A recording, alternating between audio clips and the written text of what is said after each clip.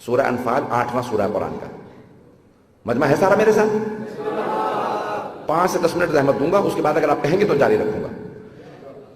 عزیزان گرامی, فے اور انفال ایک ہے مال غنیمت.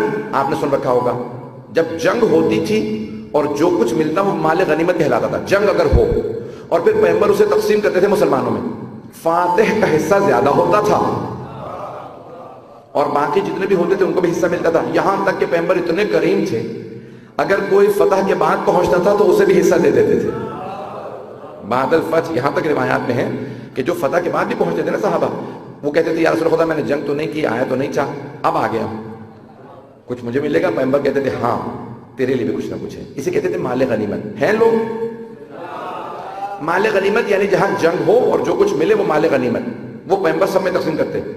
انفال یا فے اسے کہتے ہیں جہاں جنگ نہ ہو, جو بغیر جنگ کے مال ملتا تھا اسے انفال کہا جاتا ہے. قرآن کا سورہ ہے انفال میں. انفال میں کسی بھی مسلمان کا صحابہ کا کوئی حصہ نہیں ہوتا تھا کیونکہ جنگ نہیں ہوئی. بغیر جنگ کے جو کچھ ملتا تھا تو اللہ نے قرآن میں کہا اے میرے حبیب بغیر جنگ کے جو کچھ ملے وہ سب آپ کا. توجہ ہو, توجہ ہو. اب سارے کے سارے مسلمان متفق ہیں کہ جنگ خیبر میں ہوئی تھی. خیبر میں جنگ ہوئی, فاتح ہیں علی ابن ابی طالب. جب خیبر سے پیغمبر مدینے واپس آ رہے تھے تو راستے میں فتح آیا, وہ بھی یہودیوں کا تھا. توجہ, خیبر کی فتح کی خبر پہنچ گئی کہاں؟ فتح میں. یہودیوں نے سنا کوئی حیدر کرار ہے, اس کا مقابلہ کوئی نہیں کر سکتا, تو ان سب نے کہا کہ یا رسول اللہ, اے محمد ہم آپ کے مقابلے میں نہیں آئیں گے, یہ سارا باقی فتح آپ کا. تو پیغمبر نے کہا دیکھو یہاں جنگ نہیں ہوئی ہے,